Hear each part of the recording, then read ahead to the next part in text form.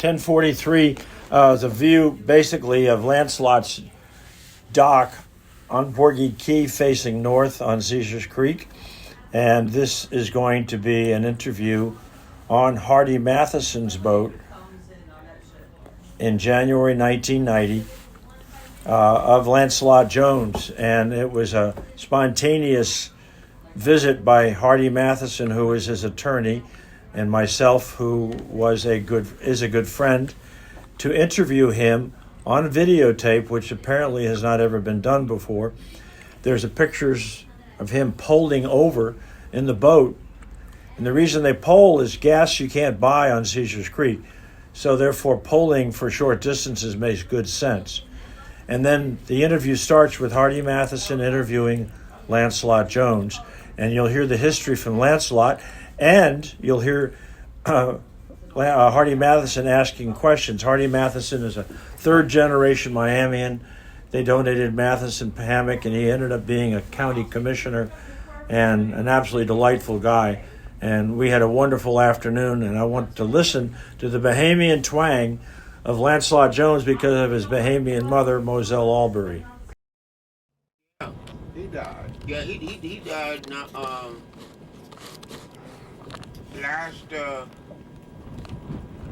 last April or May, somewhere in there. And of course, she used to be down there. See, he bought a place down at the tavern there, and she used to visit him down there. I see. And he came here about a month before he died. He's a friend of his brought him up to Bayfront Park over here, and he motored over in his outboard. He and a judge, one of the appellate judges. Tom Barkhill. Yeah, I guess Tom Barkhill. Name something like that. Yeah. And he visited a long time, and he says, I'm gonna bring Juanita up to see you one of these days.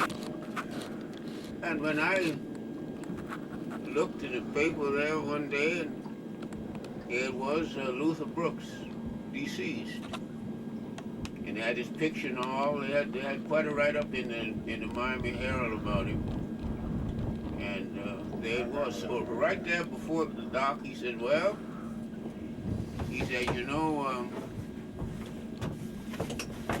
I never was a religious person. I said, no, I know that. Your background wouldn't hold you, wouldn't support you in that. No. He said, so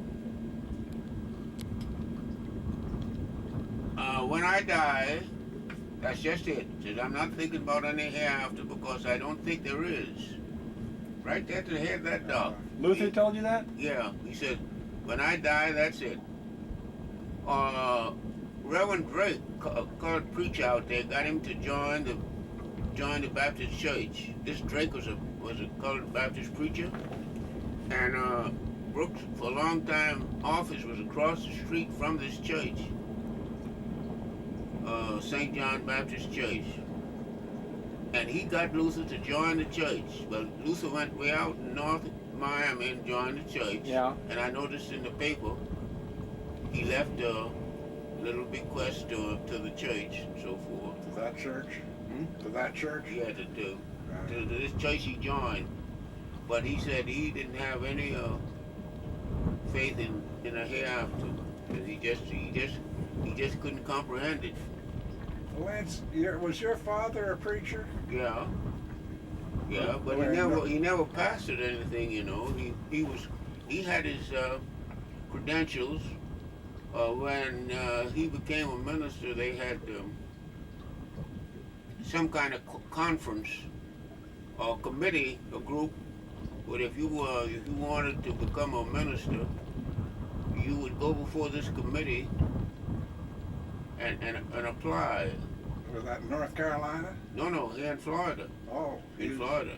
Say you would make your request, and they would consult with each other. There was five of comprised this committee, I think it was, and they say, well, because of this and that, he's either qualified or not qualified to become a minister. So they accepted him and gave him whatever. I read him once, but I don't know the detail. I've forgotten now just what it consisted of. But this is to certify that such and such a person is duly qualified to preach and all that stuff, you know. And that's what he had. When he'd go in.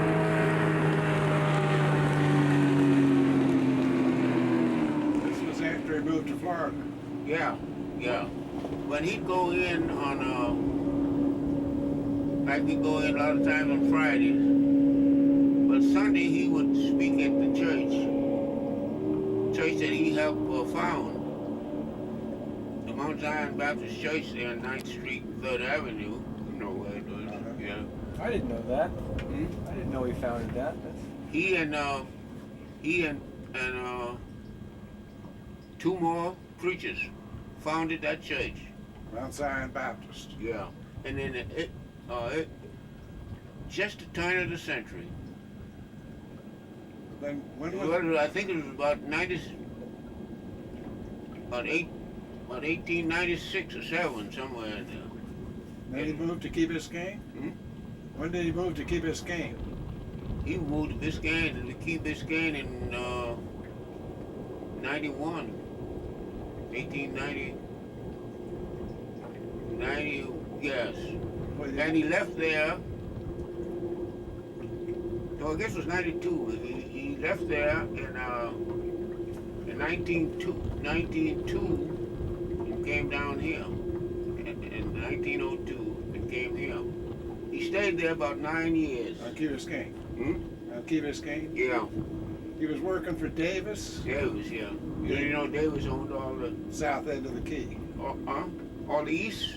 Yeah, the east Right side. from the lighthouse to Bear's Cut. Bear Cut. Yeah. And he was living there when you were born. Yeah. He was from North Carolina. Where was your mother from? Mother was Key West. Her people were from Harbor Island, Nassau. Harbor Island? in Bahamas, yeah. But they moved from there around 1875 and went to Key West. So when she left the Bahamas, she was a little kid, grew up in Key West, and she learned to be a good cook. And so she got a job up here at the Peacock Inn to be the head cook. Oh, yeah? And that's where he met her while he was caretaker over at On Key Biscayne? For Davis? Yeah, for Davis. She was the head cook at Peacock Inn. Johnny said you were born on Key Biscayne. I said, no, I wasn't.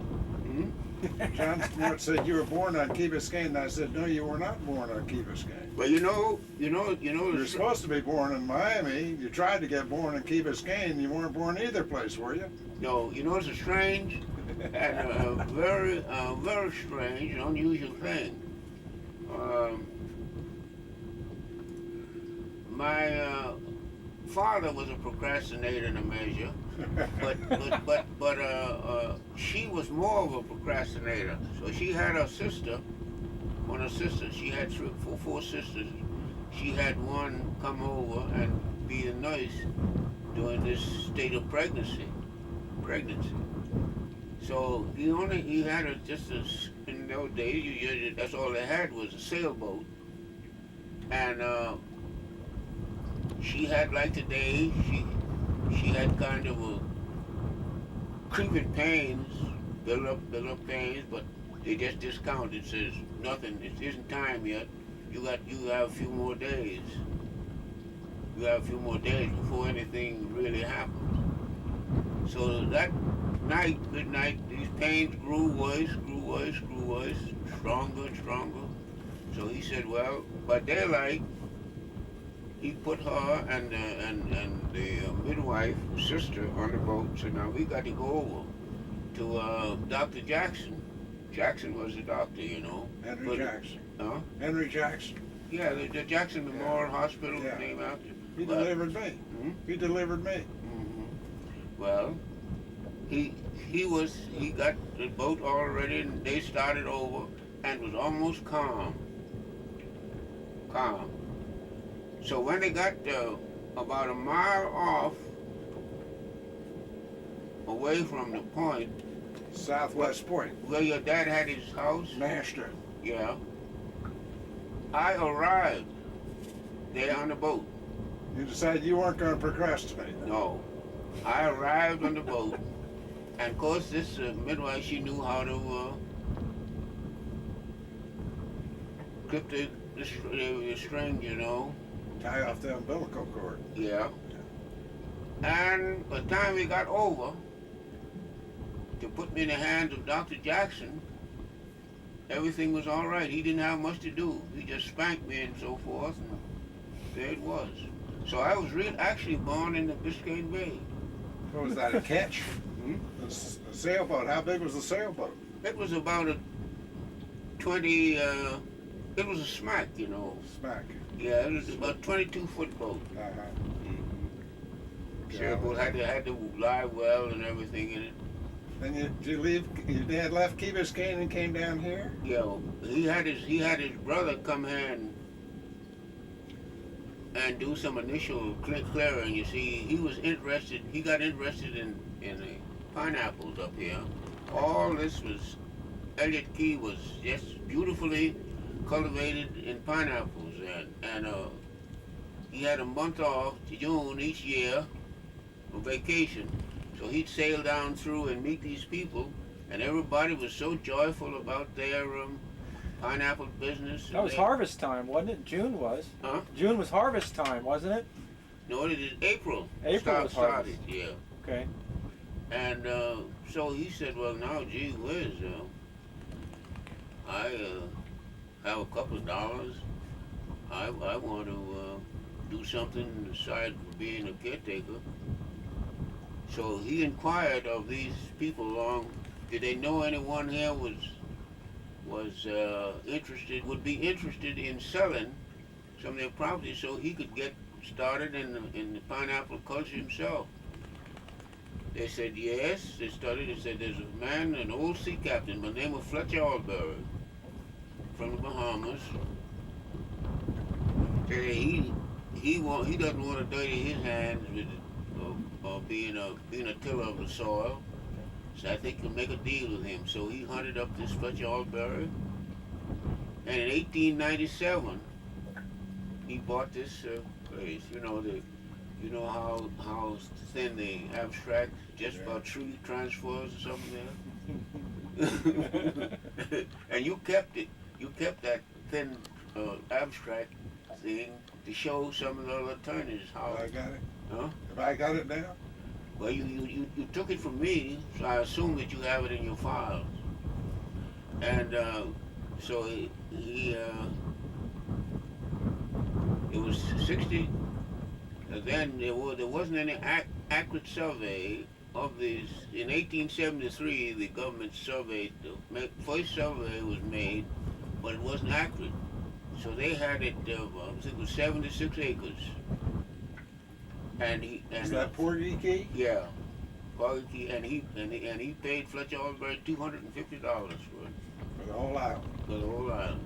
But now, when later on they made a survey, they found it wasn't 76, it was 63 acres. Yeah. On the island, 63 acres. Yeah, in 1897 he bought it. And then didn't Frank T. Budge come down too? Mm-hmm. Didn't Frank T. Budge farm with him? Well, he became Totten over here. Frank T. Budge, I don't know just when he bought it, but he was interested. He became interested in pineapple business, and he secured my dad's services as a foreman. As a foreman, man to direct the work and everything, and this planting and gathering of these pineapples. Well, and that was around just about 93, 94. He went to work for Mr. Budge. But in as you know, in 1906 he had a tidal wave and drowned the pineapple business. It didn't ground that much because the elevation, it was great there. We didn't have much flood there. But he decided that he was going to devote his attention to his hardware store. And in 1911, he sold To your dad. to the dad. That was Totten Key. That was Totten Key, yeah. Cotton Key, yeah. How did you come by the land on Old Road Key? Well, that was acquired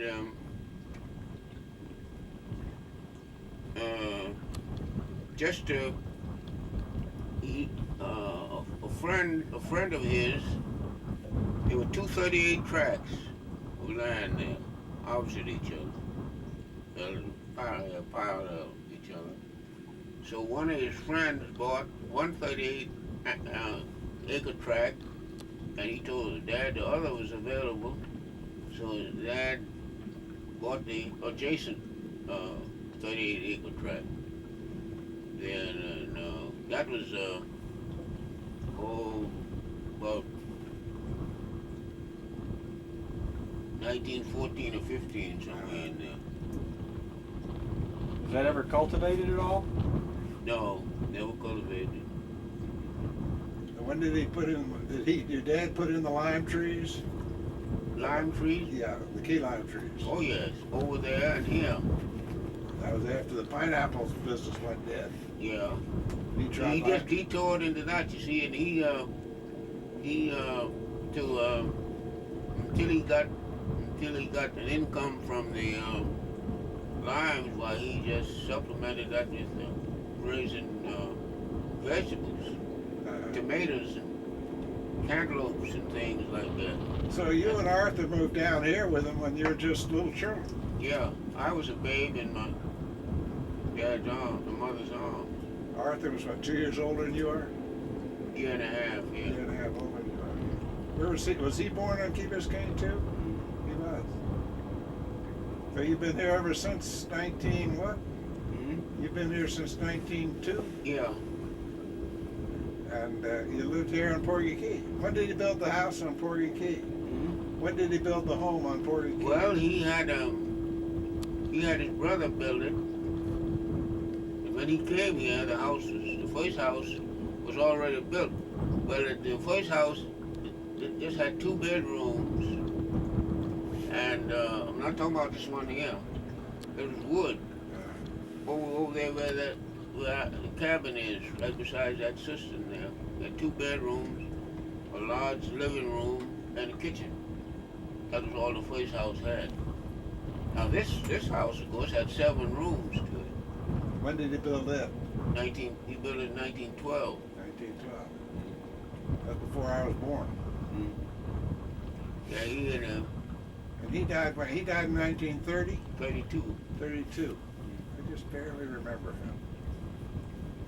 And when did Arthur die? 66. 66. 1966.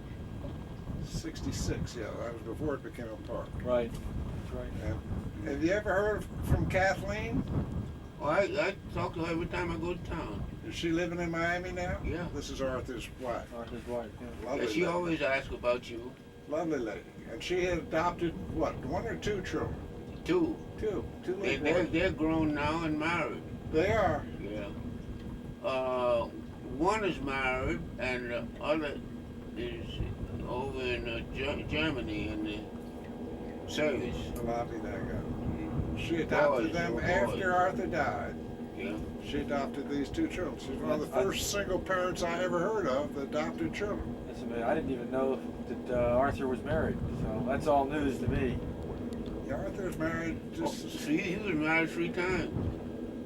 How about yourself? We don't discuss that. Once. Once. Well, that's as far as we'll go then. I won't discuss Yeah. it. We don't discuss. We don't discuss personal affairs, do we? As a matter of fact, I remember, I forget whether it was Arthur or Lancelot, but one of them, they had a lawyer, some lawyer, shyster lawyer uptown. He used to give them hell for every time they get seen with a woman, because all the women were after these 2 good-looking boys. They all thought that Parson Jones left treasure down here, as you know. So they all wanted to get these 2 guys. Well, they're diligence or anxiety didn't pay off because I was always kind of stubborn. I tried to learn from you. That's right. You taught some of you what you say rubbed off on Johnny here. He waited a few years before he got married. Yeah, but I kept, well, I think my nudging it's caused him to get married now because I kept reminding him every time I saw him that don't wait to be too late. Marry while you're young, then you come along with your kids. You have kids, Yeah. come along like that. Lance, what'd you do with the key limes? Hmm? Did you sell the key limes, or where was your market for those? Your dad? Oh, yeah. Where did he sell the key Yeah, limes? we had 32-foot boat, Lone Star, and a 32-foot boat, a 12-foot beam. We used to haul them up. We had a man in Miami by the name of John Graham who sold them for us. And he gave him 25% to quote them, pack them, ship them. So between in middle of June to about the middle of October, if you didn't have a heavy storm, we carried about 250 bushels of limes every week into Miami. We were the largest individual lime producers in the state. There was a fellow in Key Largo by the name of Holland Chapman, who had a few more, but we had 65 acres. We had 50 acres over there, and we had 15 acres here. On Portuguese. So then, when that went down, you and Arthur both drifted into the fishing business, into fishing guys. Yeah, we Mexico caused us to drop that. Mexican limes, wasn't it? Yeah. Well, Mexico, they never did have a good marketing system. the for importation. key limes. The importation of key limes into Mexico, Austin, El Paso, and Narita, Texas, were the import towns there. Mexico grew these limes the same good quality, about 200 miles back from the border, and they'd come in there, and they were unbeatable foe. They had good quality, and they weren't bothered by storms like we were. If we had over 65-mile wind, all the fruit above 3 feet were blown off. Was blown off. So it was such a battle. In '38, we decided to quit. That was 2 years before World War II, and we just quit. Said the heck with it, and the trees went, grew up and everything, but still, we shipped a few until the war actually came on. I shipped a few after the war was on, shipped a few, but nothing much, and that just, the decline came right there. So you and Arthur. Yeah, well, Growing I up down really here. started in a small way, guiding. I did in '35. That was 3 years before we really gave up. We started in a small way of guiding. Well, when the war came on, there was a cessation because we couldn't get fuel. Yeah. So for 2 years there, near 3 years, we did nothing so far as guiding. How'd you learn how to fish? Hmm? How'd you learn how to fish for bonefish? Well, You had to eat. through osmosis, I learned to eat. I learned to catch bonefish, osmosis. But as a kid, that was one of our ways of entertaining ourselves. Dad used to say, now, he'd give us an assignment, say, and now you boys do this, get through this job, then you can go fishing. So if it was a early flood tide in the afternoon every other week, we'd hurry and do our little chores, and we'd get some hermit crabs. That's what we fished with hermit crabs then. We didn't fish with shrimp. And go fishing. Go fishing. That was one of our forms of entertainment. So I just learned some of the attitude, disposition, and temperament of bonefish, just as what I said, through osmosis. Well, as you and Arthur as kids down here, you saw the development. Was Carl Fisher developed Adams Key? Well, he didn't develop that until 21. 21. Yeah. But it wasn't Carl Fisher that started it? Mm-hmm. He started Adams Key as a fishing resort. Yeah, well, actually, Cocolobo was a fishing club. Yeah. But he didn't build that until 21. He put a little caretaker there in 1916. He built a little shack and put a caretaker there, but he didn't put the buildings up and make it a club until 21. And then all these elites came in, you know, like the Fords and the Firestones and the Honeywells, and all that bunch came in as members. And that lasted until the boom broke in 26? 29. 29. Then it went broke. The club went broke. But during that time, Gar Wood, Senior, who developed the hoist, the hydraulic hoist, he was one, doing that from 21 to 29, he was the president of the club 1 year, so he liked the club. And when the members dropped out, so many dropped out that there wasn't a supporting membership to take care of the bills of the club, see. Until then, Carl Fisher had sold his things on the beach and had gone up to Montauk, Long Island, and had made a big investment and fell through. He didn't have that extra money. He'd tell them, well, if there's any deficit at the end of the season, charge it to my account. And it would go on. Well, he got to the place where he couldn't afford that. So Gar Wood took it up. He foreclosed and everything, paid the bill, foreclosed, and by 33, he was sole owner of the whole operation. Cocolobo K Club. Yeah. And he held it until 54 when he sold it to Rebozo and Mac, was his man, McRae? Sloan McRae. And That's what you refer to as the syndicate. They named the attorney at the beach there. Anyway, yeah. Can't remember who it is. Tom Wakefield. Wakefield, Tom yeah, Wakefield. Tom Wakefield. Tom Wakefield, George Smithers, Yeah, Smilers was the That's a syndicate, all right. Sloan McRae, Peter Rebozo. That's a I syndicate. understand the other days, fathers went up to a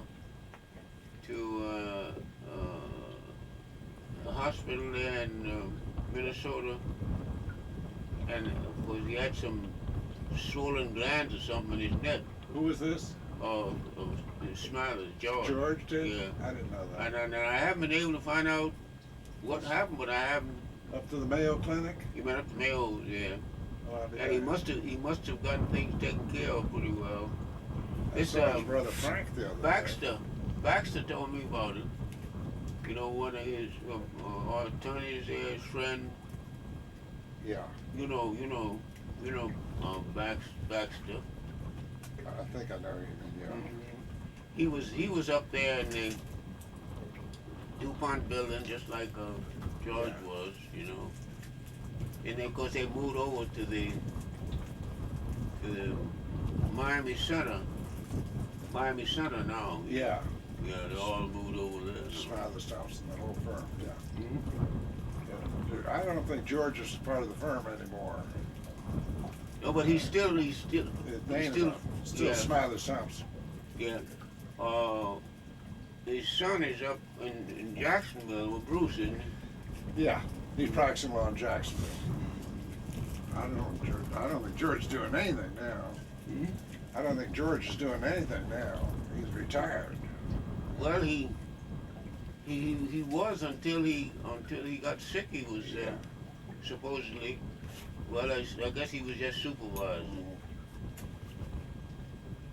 Something like you are there in a supervisory capacity. Yeah, hard time just supervising myself. Arthur was wasn't Arthur in the service in the Army for a few months in World War II? Arthur? Yeah, well, he was in the service in the Navy in First World War One near the end of the thing. Then he went in the service in the Second War. He was in the Army in the second. That's how come he was at the VA hospital. Somebody asked me the other day how come Arthur was at the VA hospital when he died. Because he was a veteran. Yeah. Where was he stationed in the Navy? Where was he stationed in the Navy? Well, in World War One, it was just all around. But in the Army, he went over. He was quite a while in China, trying to stop the Japs from their southerly rush. Yeah. South Pacific. Yeah. Oh.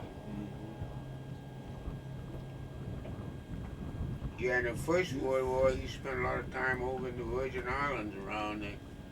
The country hadn't long acquired the Virgin Islands from, I think they bought them from, the Virgin Islands from Britain. Denmark, I think. Denmark, yeah. Didn't we buy the Virgin? I think so. Denmark. You've seen a lot of history down here, Lance. Mm-hmm. You've seen a lot of history down here. Yeah. Tell me about what your recollections are of the Commodore. You knew him pretty well. And Commodore Monroe. Commodore Monroe? Well, I didn't know him too well because I was quite young, I know that. and I didn't get to associate with him very much. He would we'd go by there, the house, and Dad would, I would see him there chatting now with the old man, and then he would come down here weekends in his boat, in his sailboat, and stay over 2 or 3 days and visit. He and my dad were good friends. Good friends. They enjoyed the company of each other. So that was, but I was kind of small then, and I things didn't stick to me much then. But he gave me the impression of being a nice person, Commodore. When the doctor asks you about the Commodore, you don't know who to think of, do you? Because you know so many Commodores, huh? You know a lot. Yeah. Anybody can buy a hat nowadays, huh? Yeah. Mm-hmm. Your Yeah, dad, those, your dad was a good friend of my grandfather's, wasn't he? hmm? Your dad was a friend of my grandfather's. Yeah. W.J. Yeah, all the, and your father too was, your father used to come down here in his boat and visit with the old man. Yeah. Yeah. Lancelot, I remember that well. Lancelot knew my grandfather, my father, me. Now he knows my son and my grandson. Well, I Five don't know your grandson yet. You got to bring him here and show him to me.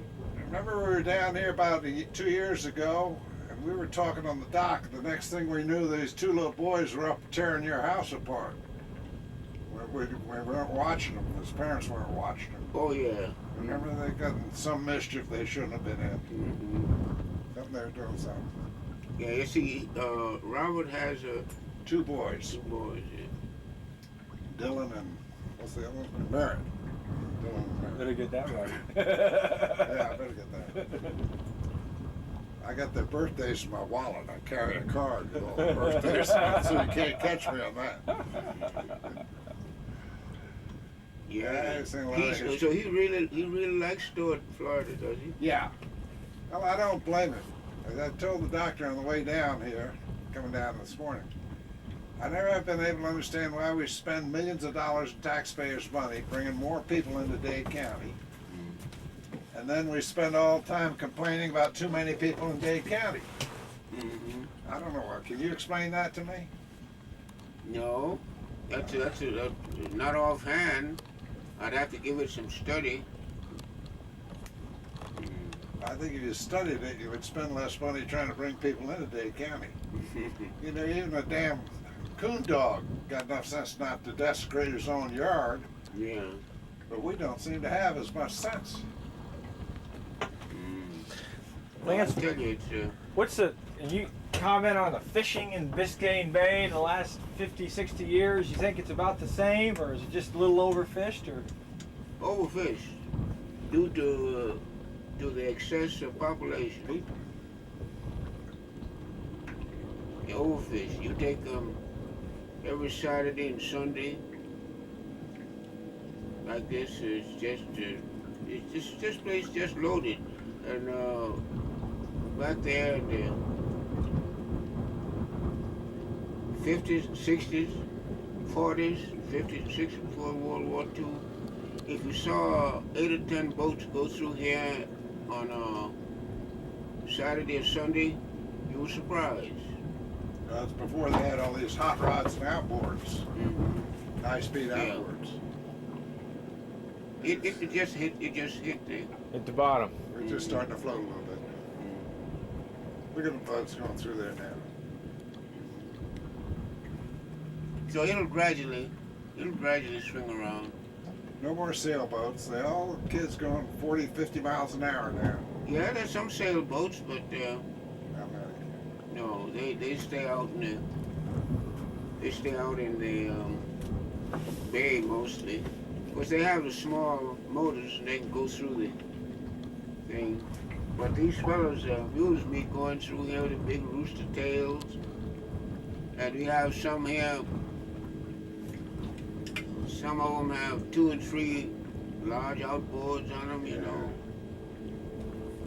The other day I saw one that goes through here, he had 3. He had 3 200 horsepower. Well, I just put him in the drug crash, you know. Lance, did you ever see much of the rum runners coming through here during Prohibition, or? Oh yeah. Yeah, this was a through way, passageway. Come from Bimini down through here and all. You see, the Navy had all that thing in under control then, pretty much, and they didn't have many patrol boats, so they could get by the patrol boats because they were few, you see, because they had a arrangement with the Bahama government there that the Navy couldn't. They had to stay off 12 miles from Bimini, so they couldn't go in and tie up or anchor in the harbor. They had a restriction against that. They had to stay out 12 miles, so these rum runners would go in. The whiskey warehouse was anchored or tied up in the Bimini harbor. They go in and load up and go down to Andros and come across. And load up off a barge, didn't they? They didn't have to go ashore. No. Warehouse was on a barge. And they had a warehouse boat that come down from Nassau. Yeah. But they had this agreement with the Bahama government that no government boat, American, could go in and tie up. So they had trouble keeping check on the departure of these rum runners. They had trouble. And then they were slow. These 75-footers made about 18 miles an hour patrol boats. And they had these 36-footers that made about 15 miles. So most any rum runner could just outrun them. And you could outmaneuver them coming in a place like this because they knew the waters and the Coast Guard didn't. That's right. And they'd have many times I've sat in my porch and just heard the rumbling of water.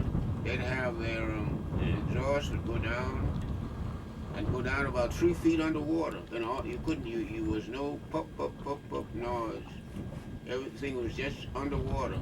If you heard anything, it was just the movement or the wake or the water being pushed by the boat Not quiet. coming through. See, but you didn't hear any sound of the motor at all.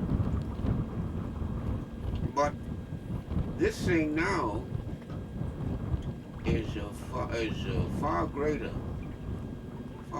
than that thing there. That doesn't hold a candlelight to this thing now. Why do you say that? Why do you say that? Well, it's more profit in it. This drug smuggling, even when marijuana was just the only thing, but now cocaine has come in. Why, so many into that thing. I can sit here almost and size them up though. And so many are camouflage. You know, these fellas go out there to have few lobster pots and so forth, you know. They go out here and meet the contact boat, come through. It's a bigger problem nowadays because it's available to so many kids, young people. But the thing that puzzles me is how is it that there's such a great demand? What causes this great demand for drugs in this country? I guess it's part of our affluent society. Lack of fulfillment by other people. Yeah. Just look at our mayor of Washington D.C. They're talking about enforcing, getting rid of drugs and so forth, Yeah. and he was a partaker. Well, how are you going to tell your children not to use drugs? They turn around and say, well, what about the mayor of Washington, D.C.? You have a hard time. And so I've been, a few people I've been talking to, I said, I'm almost persuaded one of these days to try this thing and see what is it in it. So they say, well, it puts you in such a high-class mood. It makes you feel what you're not, you know. And so that's the reason so many people use it. Euphoria. See? We're too old to start trying it now. We're too old to start trying it now. Yeah, well, I was just teasing. I said I want to see how it'll affect me. I feel I have enough willpower.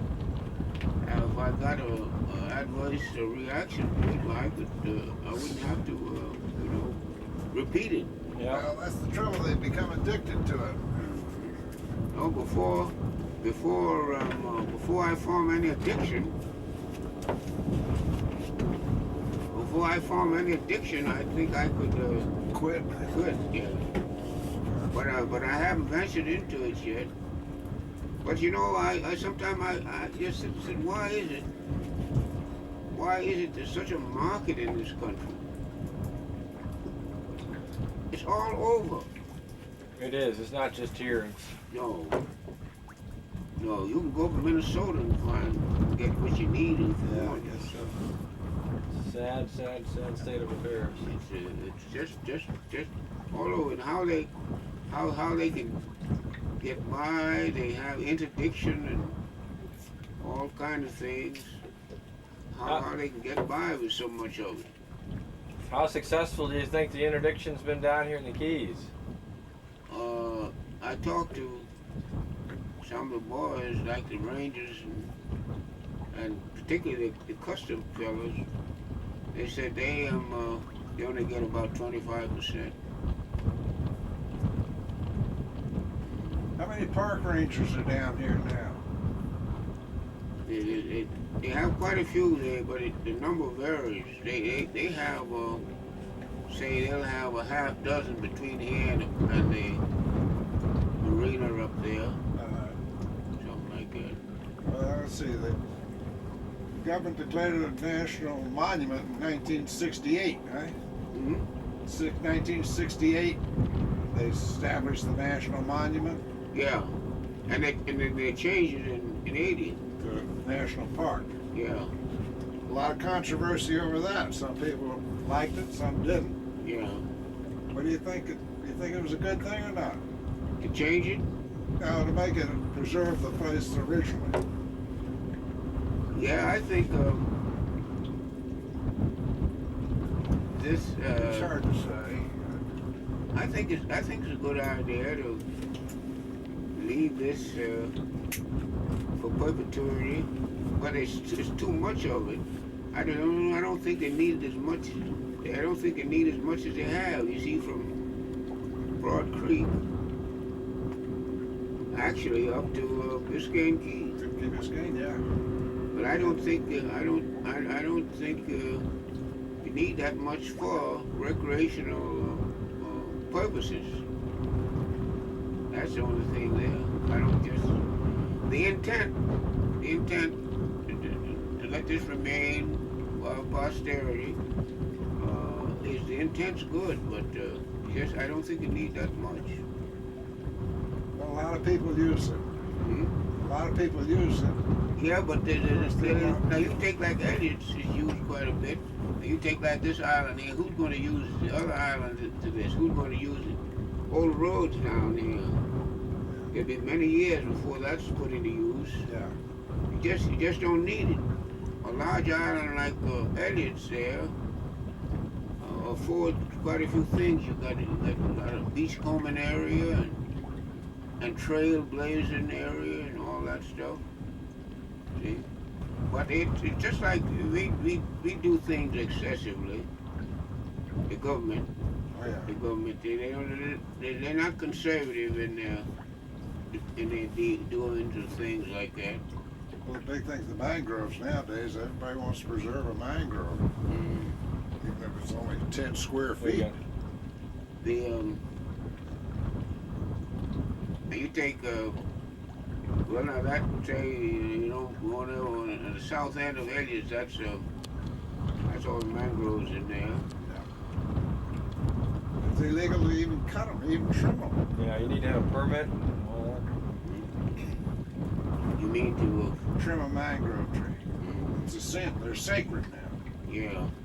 Well, that's a nesting place for much of this marine life. Well, I know that small fishes and like lobsters and shrimp and things breed in this. You take like this over here, Reed and Rubicon, those islands there, where the tide rises and falls in them. That's a great breeding place for small marine life. Yeah. It's also a breeding place for Clorox bottles and beer cans. Well, yeah, but in spite of that, you take over the Arsenic Keys. That's another good breeding place for marine life, like lobsters and crabs and shrimp and that kind of thing. Are they in the park? Hmm? Are our Snicker Keys in the park? Yeah, yeah. So they should be protected and preserved because that's really breeding areas. What about We that? take down here in Jones Lagoon there, that's a breeding area. Yeah. Well, that's a very shallow pan of flat, so that's a good place for small fish. Yeah. What about that Pelican Bank over there? Between here and Homestead. What about it? Yeah, last time I was there, they were building people back like Stiltsville. Yeah, I've seen that from the air. That's Hmm? The Cuban fishermen drying their nets there. They got net racks and everything. Well, they did have, but they've moved out most of them now. Oh, have they? Yeah, they built platforms there so they could dry their sponges out. Yeah. Any sponges left? Very few. They've put in quite strong enforcement on these sponges now as to size, but they were almost extinct before they put that enforcement in. too little, too late. Huh? Too little, too late. Yeah, another 10 years, at the rate now, it'll be extinct. Now the thing of it was, over the Mediterranean, where they were getting quite a few sponges, and up on top of the spring, the supply dwindled, so he couldn't take care of the market, and the price just boomed. So that was an incentive, increase in price. You get just a small wool sponge like that, was $5 or $6, and they just cleaned out. I could hardly keep my supply for it. See, I go and talk to the kids, school kids. They have, say from 4th to 8th grade, kids come over twice a week. And I have to have some for demonstration, sponges. And the last 2 years now I've had a problem keeping up my demonstration supplies because of the Cubans. But here about 3 or 4 months ago they put in some regulations, and most of the Cuban boats have left over here and they're going down the line, Florida Bay and area. But they just clean up everything. Those Cubans. Disease killed them in the 30s. Well, disease. The 30s. There's a fungus. But I mean, But then they were coming back again. They weren't mindful of the size. Now there's 5.5 inches in diameter. They figure when a sponge reaches that stage, he will have reproduced. And shucks, they'd get them 3 inches in diameter. And they had the rangers and so on had to go up there in the river where there's a fella up there, 2 brothers, Cubans, that buy these sponges, and they had to go up there and get on those fellas and tell them they're subject to arrest if they buy these undersized sponges from these fishermen. Oh, yeah? Yeah, they had to get right on them. Speaking of spongers, I had dinner the other night with a fellow named Carlton Mitchell.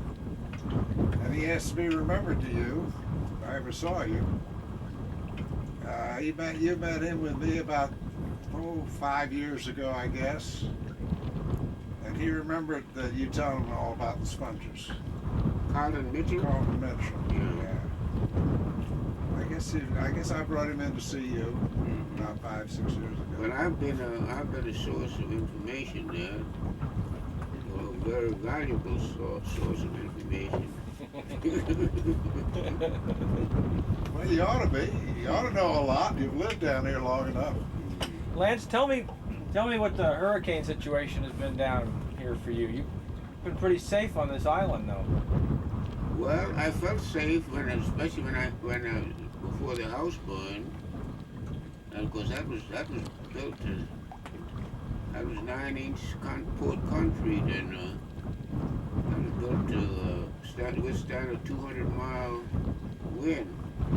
Now then I had a boat, 32-foot boat. The storm was coming. I just put 2 days provision on and go around what we call Hurricane Creek. You go about a mile back up in there and the landlocked. It could be a 100-mile wind out here, and it wouldn't be more than 25-mile wind back there. See? So I was really safe. I didn't have to go in. But now a hurricane comes, because if Keith there with the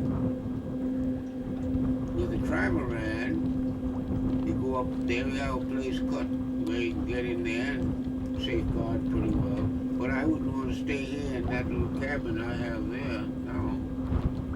But you take in '65, Betsy. That was the last storm I weathered in the house here, because it burned about 8 years ago. We had 8-foot rise of water there. But it didn't do much damage to the house, did it?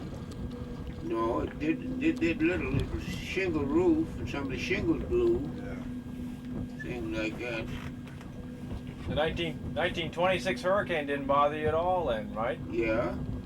We lost some shingles and blew some of the windows out. We weren't so careful then. We didn't put up shutters, but you see, ever since then, any storm coming, well, I shutter up everything and go in so I don't lose my windows. But sometimes some shingles blow in the roof. How about 1935? No, that wasn't much. That wasn't much to hear, because that was south of here. that went through Alamorado. Yeah. But Lancelot's home, his dad's home, Yeah. and And the houses over in Adams Key, they made the 26 hurricane pretty Yep. well. Yep. Yeah. As a matter of fact, fire's been done more damage than hurricanes. Fire got the big house over there. Yeah. When was that? Not long ago, was it? Well, since the park took over, That's right. Since 68. the story is they had a party and somebody must have left a lighted cigarette or something in the settee or something. Before daylight, well, they saw this fire start, but it was too late. It was all wood. That was the big house. You Yeah, remember it? yeah, yeah. That's a shame that went up. That's Yeah, that was very historic. Well, that was a shame you lost your house too. Hmm? Your house was a beautiful house. Yeah. Well, it had a lot of. It was a landmark. Yeah. Landmark. The thing I hate about that mainly is I had gathered so many irreplaceable things there. Amongst which was my Victrola. Huh? Amongst which was my Victrola. Yeah, well, I hadn't thoroughly decided on that. I just partially decided to give that to you. which Victrola was this now, Lance? Oh, this was a record playing type. Crank up Victrola with a big speaker like this. You remember? With a Just big Edison one. pictures of them. Yeah, one of the early ones. One the dog listened into? Yeah. Lancelot had one and it was fine. No, that was a Edison with the dog looking into it. Yeah. But this wasn't that. But it was right in that same era. And that belonged to your father originally? Hmm? That was originally your father's? Yeah.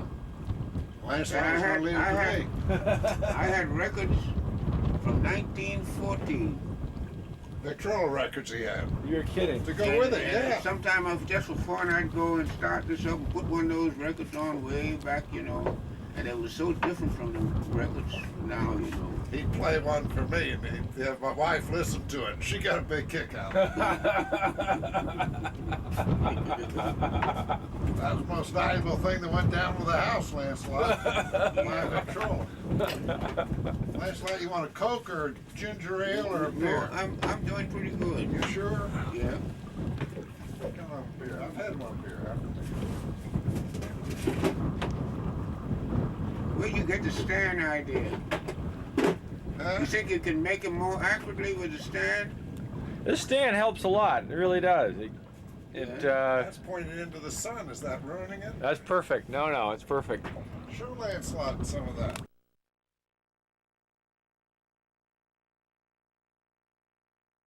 TV tapes, and they had political advertising on TV. And my first time, they set up the damn camera. They asked me what my name was, and I was so damn scared and nervous I didn't even remember my name. And now you just don't pay attention to them. Now you don't hear them. Mm-hmm. They got pictures of you picking your nose and everything like that.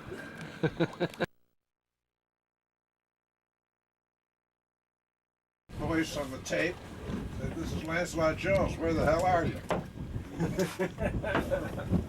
Unsafe nowadays. Well, we're living and have lived for a little while now in a wonderful age. That's true. Electronically. That's true.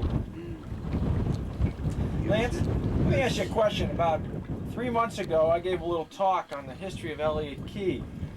And one question I couldn't really answer myself was when the community over here became less and less. The 1906 hurricane did a number on things, and the pineapple plantations, and they started growing limes, but they had a school district over here with children. And when did the community finally disband? In the 20s? Over on Elliott Key, or before the 1920, or do you remember? In the teens when they had the school over there. Uh-huh. Yeah. In the teens. I think going back in this course right here, like camera lens. It's focusing. You see, the school, you had to have, I think 10 or 12 children Uh-huh. to have a school. Well, it didn't do me any good. I told John the story about that. About the same thing. You couldn't go to school here then? No, I had to go with Miami. Then they had the segregation was so strong then. Why it wouldn't? We'd have to. If we'd had, we could have qualified if we could have could have gotten 10 or 12 colored children together, and there was a center teacher to the district where these were, but otherwise, why they couldn't. And then this transportation would have been quite a problem daily back and forth. You see, the school was up there in the north end of Eddie. The Sweetings. The Sweetings. It was behind the Sweetings house, wasn't it? Mm-hmm. You know, Abner Sweeting showed us that house back in 1960. No, it wasn't there in 1960. Well, it was the ruins. It was a bunch of lumber on the ground is all it was. Yeah. Yeah. Well, you're the only one in the park that has a live estate in your land? Anybody else? That's the only one. Miss Tannehill has an estate, but you couldn't necessarily classify it as a life estate because she has to renew hers every 10 years. They only were here about 20 years. They didn't qualify for the life estate status. So, they of course, they had lived here about 20 years, but the government was willing to give them the privilege of renewing their period of stay if they wanted to.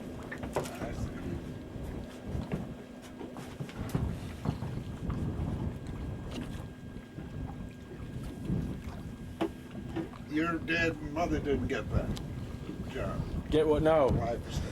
Mom had just built the house after my brother's death in 1961. She finished it in 1962, late 62.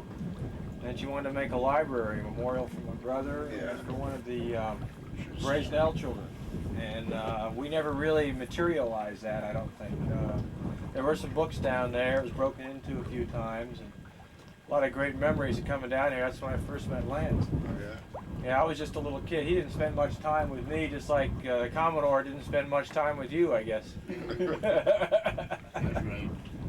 But we were here and used it all through the late 60s, I guess, and then... Yeah, then you didn't use use it like the Tannehill. No. Well, the Tannehills... They were constant users of it. Oh, yes. They were into bottle collecting, and they were here all the time. Yeah. Yeah. Yeah, they... been a lot of discussion about treasure and everything down here. Treasure? Yeah. Oh, That's about all it's been, though, hasn't it? This discussion? So far as I know, it's mythical. Mythical. Yeah.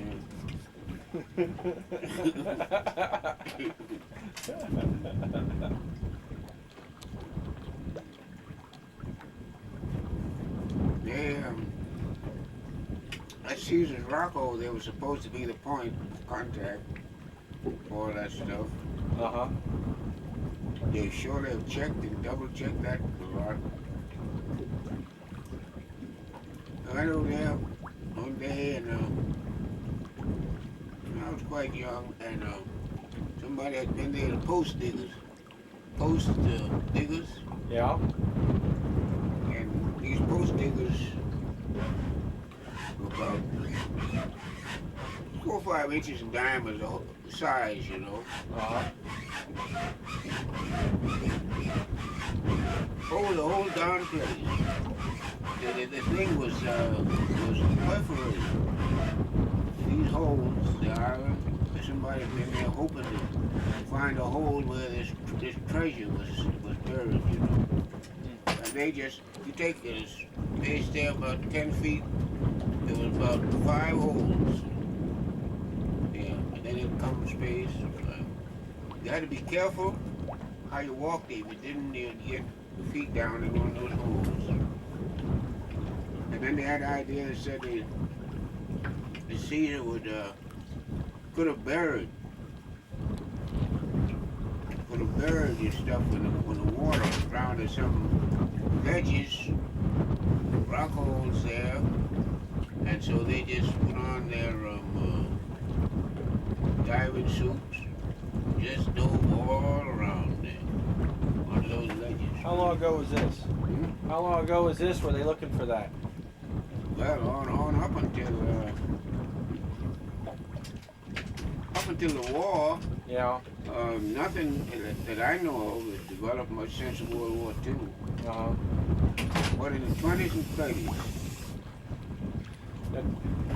I read an account of someone finding some treasure on the south end of Elliott. They were digging for a cistern.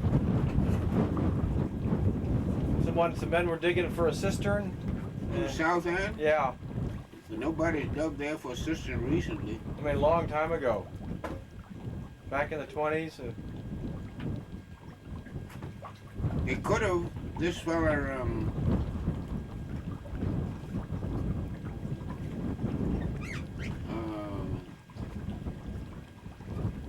Brookfield was the last one. He was up at the point, on the point there.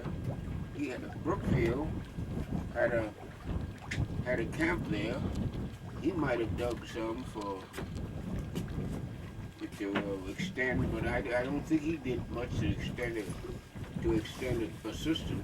Yeah. He found those cannon in the Winchester. Were you a part of that?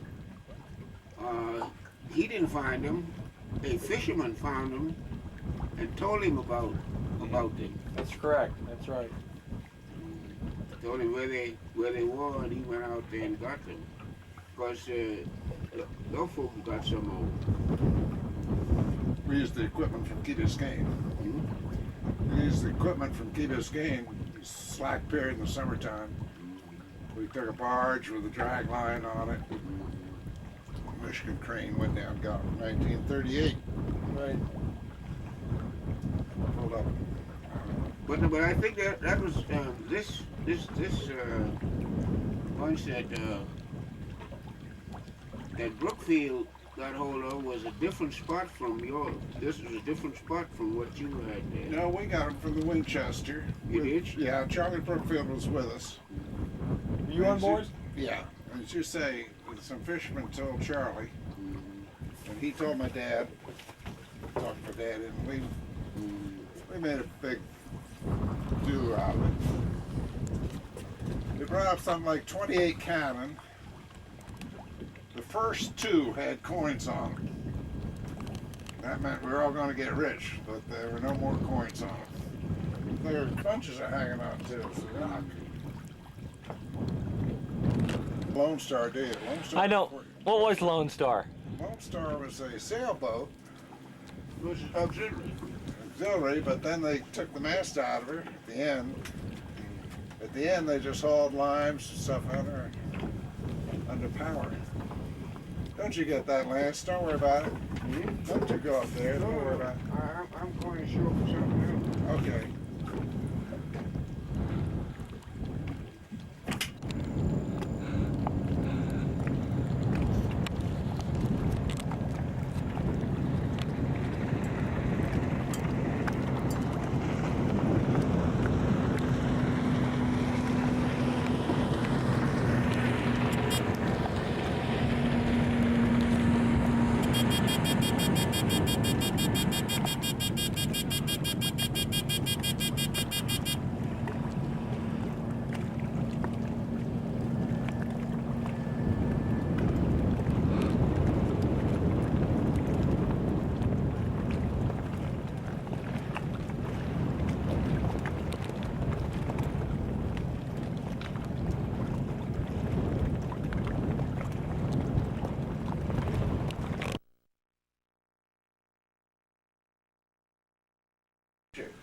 But maybe they're not where you are, John.